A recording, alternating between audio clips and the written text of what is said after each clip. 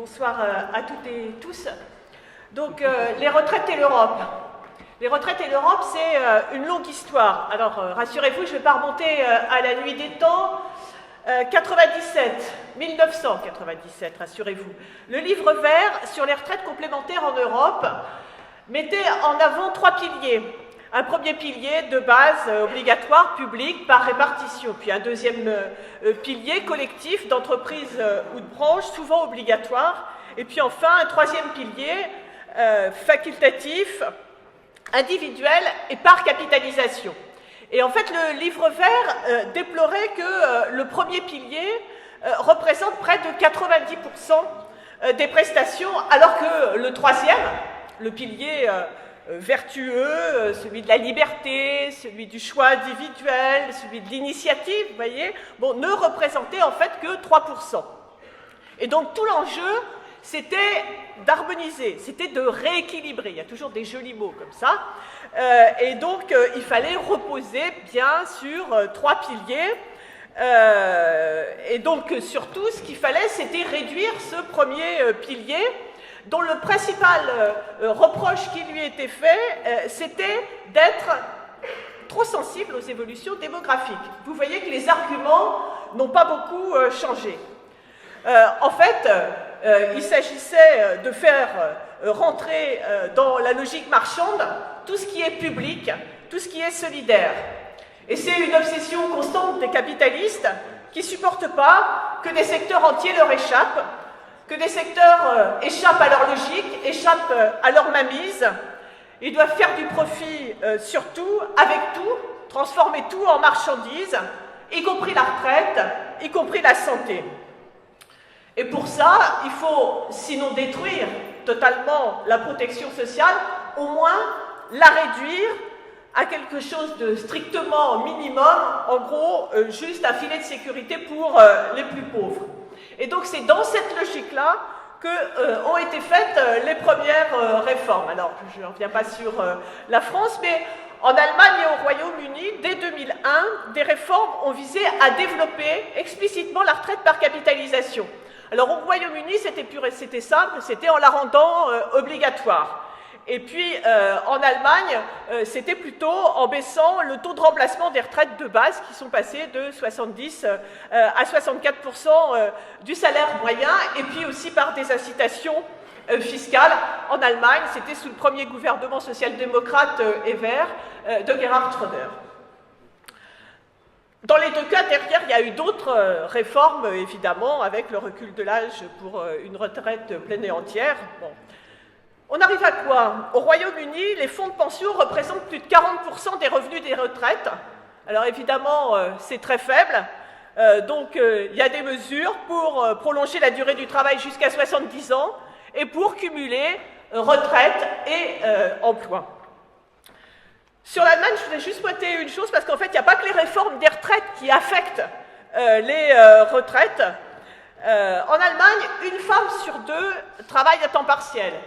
Et vous savez qu'avec les lois Hartz, il y a eu ces fameux mini-jobs.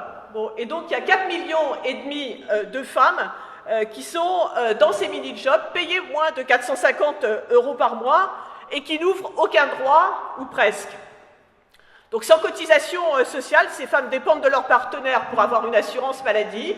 Et une fois arrivées à la retraite, ce sera bien évidemment la misère. Alors ça, c'était avant. À partir de 2010, évidemment, les choses se sont accélérées. Ça a commencé par la Grèce en juillet 2010, où sur ordre de la Troïka, il y a eu le fameux triptyque qu'on va retrouver absolument partout, recul de l'âge de départ à la retraite, bon là c'était de 60 à 65 ans, baisse des pensions, moins 7% en moyenne, allongement de la durée de cotisation. Le premier ministre de l'époque, Papandréou, du PASOK, disait que cette réforme, c'était un changement très important pour la visibilité du système de retraite et pour gagner les retraites de l'avenir. On a vu ce qui s'est passé après. Évidemment, pour la Troïka, il n'y en a jamais assez. Donc, je passe très vite jusqu'à janvier 2013, où ce qui est annoncé, c'est une nouvelle baisse des retraites de 5 à 15%. C'est un nouveau recul de l'âge de départ à la retraite. Et puis, bon, dans une situation où en Grèce, un Grec sur 5 vit en dessous du seuil de pauvreté, parmi eux, évidemment, énormément de retraités. Alors, dans l'État espagnol, juste après, c'est le gouvernement social-démocrate de José Luis Zapatero qui a imposé la réforme en 2011. C'était aussi travailler plus longtemps pour toucher des retraites moins élevées. Et puis là, c'est pareil, ça ne suffit jamais, puisque là, c'était début août, il y a eu un nouveau rapport du FMI qui recommande fermement, comme ils disent, une nouvelle réforme des retraites, et puis aussi tous les services clés de l'éducation et de la santé. Et puis il y a eu l'Italie. L'Italie, la réforme des retraites, ça a été en fait le premier plan de mesure pris par Monti, qui lui-même avait été mis à la tête de l'Italie directement par la Troïka. C'est le même type de mesure avec une petite spécificité, la possibilité de travailler jusqu'à 70 ans à horizon 2015. Et puis on pourrait citer le Portugal, la Roumanie, bon, voilà.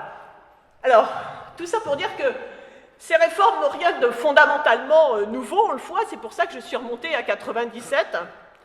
Mais on voit quand même que ça s'accélère et que les capitalistes profitent de la crise ouverte en 2008 pour redéfinir l'ensemble des rapports sociaux. L'objectif est clair, réduire le niveau des classes populaires de 20 à 30%, précariser la force de travail en explosant les droits du travail, démanteler les systèmes de sécurité sociale en donnant la part de plus en plus importante aux assurances privées et aux systèmes de capitalisation. Leur idéal en la matière, c'est la réduction à néant des cotisations sociales. Et très concrètement, c'est ce que commence à faire le gouvernement Hollande-Hérault en basculant sur la TVA, l'impôt le plus injuste. Donc en basculant sur la TVA, ça s'appelait la TVA sociale quand c'était fait par Sarkozy. Les cotisations familiales qui jusqu'alors étaient payées par les employeurs, et c'est le doigt mis dans l'engrenage de cette suppression pure et simple des cotisations.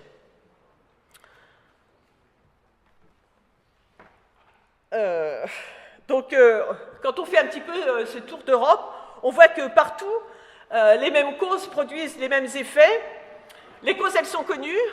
Les causes, c'est cette dette publique, creusée d'abord par l'explosion du crédit pour ranimer un système à bout de souffle, à force de produire sans limite, au mépris de l'environnement, au mépris des salariés, de ne produire que pour se reproduire lui-même. Bon, ça a été l'explosion du crédit d'abord, et puis ensuite l'explosion de la dette publique pour sauver les établissements bancaires et financiers responsables de la crise en 2007 et 2008. Et puis l'autre cause, c'est évidemment ces politiques d'austérité sans fin imposées par des gouvernements, et quand on regarde, qu'ils soient de droite ou qu'ils soient socialistes, ils appliquent les recommandations de la Troïka. Parce qu'en fait, on assiste à une espèce de jeu de rôle entre les deux. Les gouvernements se mettent d'accord ensemble sur des traités, condamnant les populations à l'austérité à perpétuité, et puis une fois arrivés devant leur gouvernement, ces populations font le coup de « c'est pas moi, c'est l'Europe ». Voilà. Alors que les classes dominantes, les gouvernements, ont créé un monstre, l'Union européenne, un marché, un espace où la mise en concurrence libre et non faussée des salariés et des acquis sociaux aboutit à une espèce de course infernale à qui tirera le plus bas, les uns et les autres, vers plus de précarité, plus de pauvreté, plus de désespoir. Alors nous ici, on ne confond pas ce monstre avec l'Europe des peuples, avec l'Europe des salariés, des jeunes et des chômeurs, avec l'Europe des exploités et des opprimés, avec l'Europe de la solidarité et des luttes, avec l'Europe des mobilisations communes que nous voulons construire. Et oui, nous avons beaucoup plus, infiniment plus en commun avec ceux de Kesseliche, la Troïka, je ne parle pas portugais, du Portugal, l'Occupy d'Allemagne, Coalition of Resistance au Royaume-Uni, avec Los Indignados de l'État espagnol, avec les syndicalistes, avec les féministes, avec les jeunes qui se mobilisent de Lisbonne à Athènes. Oui, nous avons infiniment plus à voir avec eux qu'avec ceux qui, ici, en France, sont complices de la contre-réforme des retraites.